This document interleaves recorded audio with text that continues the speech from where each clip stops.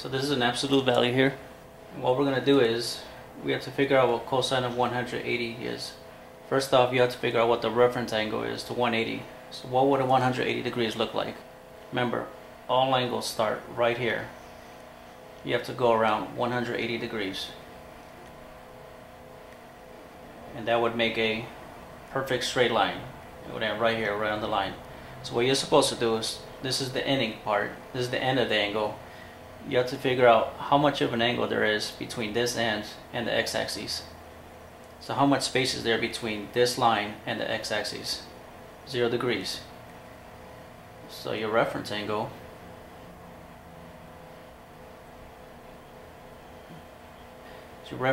is 0 degrees.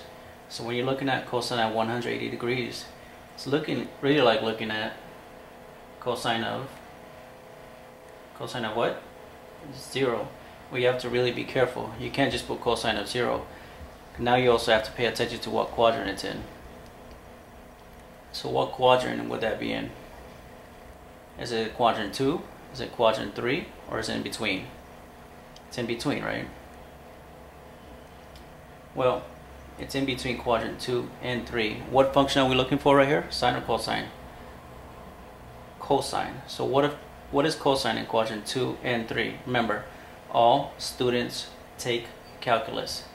So what this means is that only sine and its reciprocal is positive in quadrant 2, and only tangent and its reciprocal is positive in quadrant 3. So is cosine positive in either one?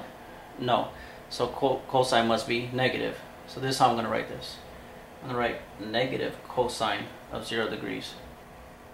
So cosine of 180 is exactly the same as cosine of 0 degrees, but your answer is negative because of the quadrant it's in. It's in between quadrant 2 and 3. So then I'm going to just carry the negative 2 down. Now we have minus 5 sine of 270 degrees squared. So remember, this squared, all that means is that another way of looking at it is like this. So you have sine of 270 degrees squared. So square in the middle really just means square out here. So where would 270 degrees be? Here's 0. Here's 90. So every one of these right triangles is 90 degrees. So if you add 90 more, you're at 180. And then another 90, you're at 270. So if you were to add 90 more to that, you'll be at 360. And that's how you get the complete circle. So 270 degrees. Now ask yourself, what is the angle between this ending part and the x-axis? So reference angle is always the angle between the terminal side. So you understand the terminal means the ending part. So terminal side and the x-axis. So the terminal side, is that on the x-axis right now? No, it's on the y-axis. So what you have to decide is which x-axis is it going to go to. So it really doesn't matter which one you use because it's a straight line. So you could do it on this one here, or you can do it on this one. But what is this angle that it creates? 90 degrees.